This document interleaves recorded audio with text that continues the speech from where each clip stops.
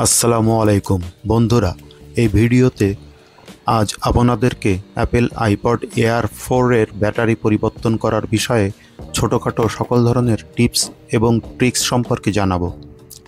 যেহেতু আইপ্যাডটির ডিসপ্লে ভালো আছে এবং এই ডিসপ্লেটির দামও অত্যন্ত বেশি, এ কারণে খুব সাবধানে এবং সতর্কতার সহিত ডিসপ্লেটি খোলার জন্য প্রথমেই হট এয়ারগান দিয়ে ডিসপ্লেটির চারিদিক সমানভাবে কিছুক্ষণ হিট দিয়ে নিলাম।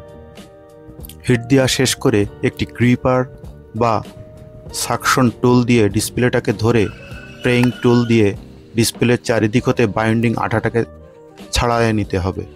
এ সময় একটা বিষয়ে দৃষ্টি রাখতে হবে যে প্রেইং টুলটি যেন খুব বেশি ভিতরে না ঢুকে যায়, এতে ভেতরের রেবন ছিঁড়ে গিয়ে ডিসপ্লে, ডিজিটাইজার বা অন্য অনেক কিছুরই ক্ষতি হতে পারে। আমি চেষ্টা করছি যারা নতুন নতুন কাজ শিখছেন তাদের জন্য ভিডিও তৈরি করতে। ডিসপ্লেটি খোলার পর ব্যাটারির সংযোগস্থলে থাকা স্ক্রুটি খুলে ধীরে ধীরে ব্যাটারির নিচে থাকা ব্যাটারি সংযোগকারী 4টি গ্লু টেপ একটি টুইজার দ্বারা টেনে টেনে খুলে নিতে হবে। এই টেপগুলি খোলার পর ব্যাটারিটির নিচ থেকেই হাউজিং হতে উঠে আসবে।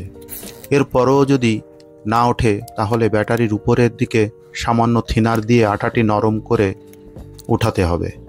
বন্ধুরা, আমার ভিডিওগুলি যদি আপনাদের ভালো লাগে এবং মোবাইলের কাজের কোনো ক্ষেত্রে উপকার পান তবে অবশ্যই ভিডিওতে লাইক এবং কমেন্ট করতে ভুলবেন না, এবং পরবর্তীতে নতুন কোনো ভিডিও পেতে আমার চ্যানেলটি সাবস্ক্রাইব করে রাখবেন। বন্ধুরা, সবসময় চেষ্টা করবেন ব্যাটারি নির্বাচনের ক্ষেত্রে বাজারের সেরা মানের ব্যাটারি ব্যবহার করার। এতে কাস্টমার এবং আপনি নিজে দুজনেই সন্তুষ্ট থাকতে পারবেন। নতুন ব্যাটারিটি সঠিকভাবে স্থাপন করে স্ক্রুগুলি সঠিকভাবে লাগিয়ে নিন। এরপর আইপ্যাডের চারিদিক হতে খুব ভালো মানের গ্লু লাগিয়ে দিন। এভাবেই কাজটি সম্পন্ন হবে। আলহামদুলিল্লাহ, আমার কাজটিও সুন্দরভাবে সম্পন্ন হয়েছে। আজ এ পর্যন্তই। পরবর্তীতে আবার কোনো নতুন ভিডিও নিয়ে আপনাদের মাঝে উপস্থিত হব। আল্লাহ হাফেজ।